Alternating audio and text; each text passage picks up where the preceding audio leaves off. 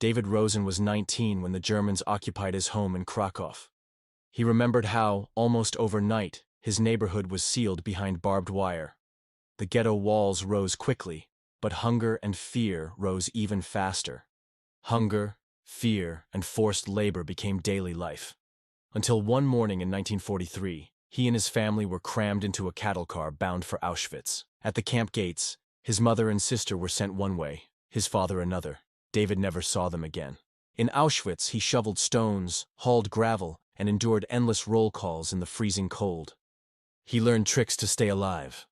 A Polish inmate taught him to tighten his belt around his waist, to trick his body into feeling less hungry. Once, a fellow prisoner shared half a crust of bread with him, saying, "One day you'll share with someone else." When the camp was liberated in January 1945, David weighed less than 90 pounds. He was too weak to celebrate, but he carried a notebook where he wrote the names of his family, determined they would not be forgotten.